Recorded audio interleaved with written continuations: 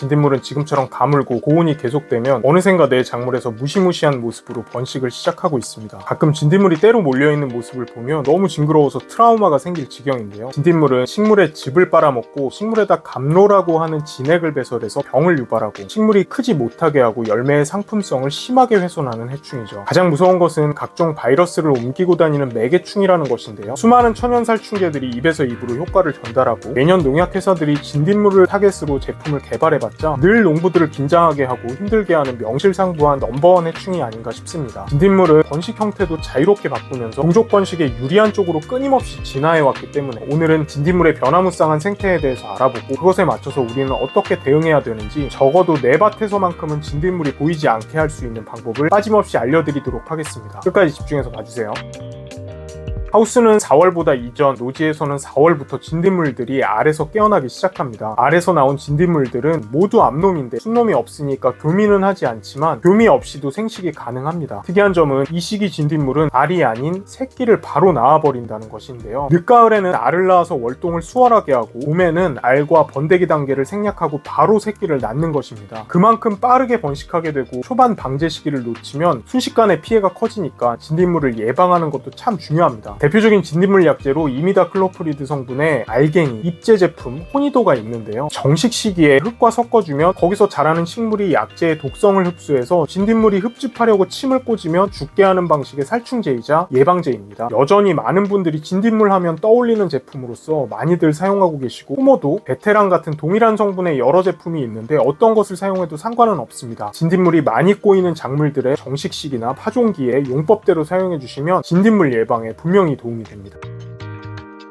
앞서 말씀드린 대로 포유류가 아닌 곤충이 새끼를 낳는다는 게 굉장히 특이한 점인데요. 하루에 15마리 정도를 매일 낳고 뱃속에서 나온 약충은 이미 새끼를 뱃속에 품은 채로 태어나게 되는데 약간 무섭죠. 5일에서 7일이 지나면 그 약충이 성충이 되어서 번식을 시작하니까 처음에 한두 마리밖에 안 보인다고 방심하게 되면 진딧물의 습격을 받은 내 작물이 맥없이 쓰러져가는 모습을 목격할 수도 있습니다. 그런데 다르게 생각해보면 진딧물의 이런 기괴한 번식 형태가 사람한테 조금 유리한 점도 있는데요. 벌레가 알로 지내는 기간 동안은 농약으로부터 알 껍질을 통해서 보호받는 측면이 있는데 진딧물은 알이나 번데기로 보호받는 기간 없이 약재에 바로 노출이 되니까 농약이든 직접 만드신 천연살충제든 살포만 꼼꼼히 잘해주신다면 한두 번만의 방제로도 일망타진의 가능성이 있는 것입니다. 대신 농약을 사용하실 때는 한 가지 약재만 사용했을 때 약을 맞아도 죽지 않는 내성을 가진 녀석이 저항성을 가지고 계속 번식을 이어나갈 수 있으니까 꼭 작용기작이 다른 약재를 가지고 4일에서 7일 간격으로 2번 이상 방제하면서 밀도를 살펴보시길 권장합니다. 작용기작에 대해서는 여러 번 말씀드렸지만 다시 한번 말씀드리면 벌레가 숨을 못 쉬게 할 거냐, 신경을 교란시킬 거냐 같이 살충제가 벌레에게 효과를 발휘하는 원리가 같은 것들끼리 분류해 놓은 것입니다. 숫자와 알파벳으로 제품 왼쪽 상단에 코드를 표기해 뒀는데 제품 이름은 다르더라도 작용기작이 같으면 같은 약이라고 봐도 무방하니까 연속해서 진딧물을 방제할 때는 작용기작이 다른 제품을 교차로 살포해 주시는 게 가장 좋겠습니다.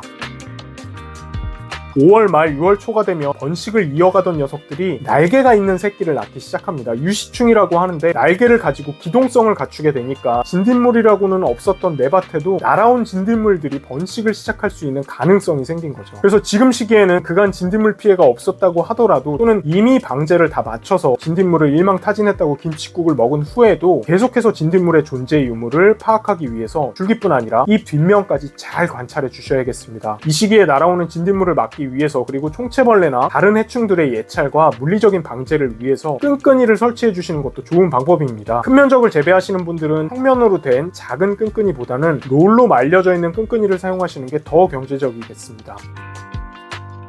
7월에 여름으로 접어들면서 진딧물의 피해가 조금 덜해집니다. 주로 건조한 날씨를 좋아하는 진딧물의 활동이 장마기에는 더뎌지기도 하고 진딧물에 천적으로 꼽히는 무당벌레, 풀잠자리, 꽃등에 같은 곤충들의 활동이 활발해지기 때문에 노지에서는 개체수가 자연스럽게 줄어들기 때문입니다. 반면에 하우스 같은 실내 시설에서는 여름이라고 진딧물이 줄어드는 효과가 없기 때문에 천적을 구매해서 풀어놓으시면 진딧물을 방제하는 좋은 효과를 보실 수 있습니다. 진딧물 몸 안에 기생하는 작은 천적, 플레마니 진디벌과 진딧물을 진딧물을 먹어치우는 무당벌레를 인터넷으로 구입하실 수 있습니다. 그런데 잘 아시겠지만 개미가 진딧물을 천적으로부터 지키기 때문에 우리한테는 방해자 같은 역할을 합니다. 진딧물한테는 보호자라고나 할까요? 사람이 가축을 야생짐승으로부터 보호하듯이 개미는 진딧물을 천적으로부터 지켜주는 대가로 진딧물이 식물을 흡집하며 단백질만 흡수하고 몸에서 탄수화물, 당을 걸러내서 배설하는 습성을 이용해서 진딧물의 배설물을 먹이로 얻어갑니다. 그래서 진딧물이 있는 곳에 개미가 있고 개미가 있는 곳에 진딧물이 있기 때문에 개미를 통해 진딧물을 발견하는 경우도 많이 있습니다. 개미는 동화 속의 부지런한 이미지 때문인지 사람에게 친근한 곤충이지만 농부들 입장에서는 해충이나 마찬가지이기 때문에 개미도 잘 잡아주시는 게 좋겠습니다. 개미에 잘 듣는 약은 제가 댓글에 링크 남겨놓도록 하겠습니다.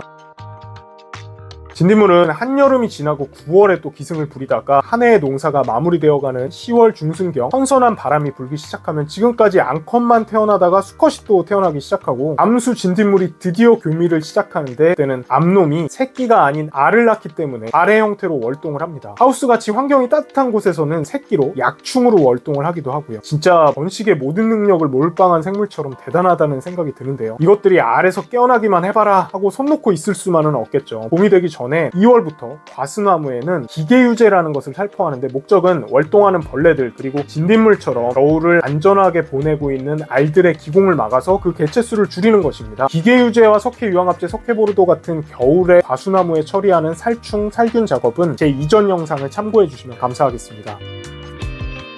이미 시중에 천연 재료로 살충제를 직접 제조하는 많은 영상들이 있습니다. 세제, 식초, 마요네즈, 계란, 소주 등등 주변에서 쉽게 구할 수 있는 재료들로 만들 수 있는데 작물이 많지 않거나 실내에서 식물을 키우는 경우는 적용 가능할 수도 있지만 그런 자가제조 살충제들이 농약보다 효과가 떨어지고 큰 면적을 커버하기 힘든 것은 사실입니다. 살충제를 만들기도 상황이 조금 어렵고 농약은 쓰기 싫은 분들을 위해서 친환경 살충 제품 하나 추천드리고 마치겠습니다. 추천하는 제품은 한방 약재로도 많이 쓰이고 1박 2일이라는 예능 프로그램에서 맛이 너무 써서 벌칙으로 활용되었던 고삼이라는 식물의 추출물 70% 넣어서 만든 작살라라는 제품입니다. 이름이 좀 특이하죠. 식물 추출물로 만들었으니까 당연히 식물, 동물, 사람 누구에게도 해가 없는데 목화진딧물의 방제 효과가 농약 대비해서 84%나 될 만큼 효과가 진짜 뛰어납니다. 친환경 살충제에는 주로 미생물 살충 제품이 많은데 미생물 제품들에 비해서 효과가 직접적이면서 빠르게 나타나고 방제 효과도 훨씬 높고요. 내성이나 수확시기 사용에도 문제가 없기 때문에 농약 을 완벽하게 대체할 수 있는 그런 제품이 아닌가 생각이 들고 많은 분들이 아셨으면 좋겠다는 마음으로 말씀드려봤습니다. 진딧물 방제 정리하자면 첫 번째, 진딧물은 노지에서는 4월에 알에서 깨어나 활동을 시작하는데 토니도 같은 이미다클로프리드 제품으로 미리 예방할 수 있다. 두 번째, 농약을 사용할 경우 내성이 생길 수 있기 때문에 작용 기작이 서로 다른 약재로 밀도를 관찰해가면서 4일에서 7일 간격으로 2회 이상 방제한다. 세 번째, 5월부터는 날개가 달린 진딧물이 옮겨올 수 있으니까 작물 잎뒷면을 잘 관찰하고 끈이를 통해서 날아오는 것들을 막아주자. 네 번째, 하우스 내에서는 친환경으로 천적을 풀어서 생물학적인 방제를 해주는 것도 좋은 방법이고 천적을 방해하는 개미도 잘 잡아주자. 다섯 번째, 과수나무는 2월부터 월동하고 있는 진딧물의 알을 없애기 위해 기계유제를 2주 간격 2회 정도 사용하는 것이 좋다. 오늘의 내용은 여기까지입니다. 진딧물의 한 해살이를 알고 절기마다 어떻게 방제해서 개체수를 줄이는지 알아보는 좋은 시간이었길 바랍니다. 그리고 드릴 말씀이 있는데 어제 오전에 드디어 구독자가 10,000명을 넘었습니다.